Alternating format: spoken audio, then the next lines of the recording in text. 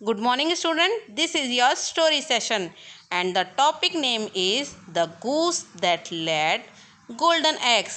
Goose means बतख जो कि सोने के अंडे देती है.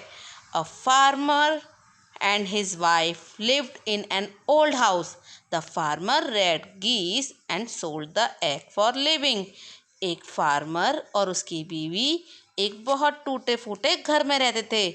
उन्होंने अपनी ज़मीन का एक टुकड़ा और बहुत सारी बत्तखें खरीद ली ताकि वो अपना जीवन चला सकें उनके दिए हुए अंडों को बेचकर. One morning the farmer found a golden egg in the coop. Farmer ने बत्तख के कूप में एक गोल्डन एग देखा. One of the geese had laid it. और एक बतख उसके ऊपर बैठी हुई थी. It's really gold, he said. उसने बोला ये तो सच में सोने का है.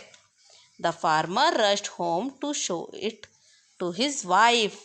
और वो उसे अपनी वाइफ को दिखाने के लिए ले गया. His wife was delighted to see the golden egg. और उसकी वाइफ उस गोल्डन एग को देखकर बहुत खुश हुई. वो तो खुशी के मारे झूमने लगी. They said the eggs for lots of money. Next day the goose laid a golden egg again. और उन्होंने उस गोल्डन एग को बेचकर बहुत सारे पैसे बनाए. और अगले दिन उस बतख ने फिर से एक गोल्डन एग दिया. Every morning the goose laid a golden egg and the farmer grew rich. हर रोज वो बतख एक सोने का अंडा देती जिसको बेच के अब तो फार्मर बहुत पैसे वाला हो गया. The farmer and his wife lived in a new house now. अब वो एक नए घर में रहने लगे. But as their money increased they also grew more greedy. पर जैसे जैसे उनके पैसे बढ़ रहे थे वैसे वैसे ही उनका लालच भी बढ़ रहा था.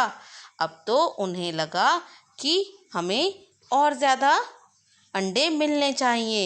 If we get all the golden eggs together from the goose we would get richer soon.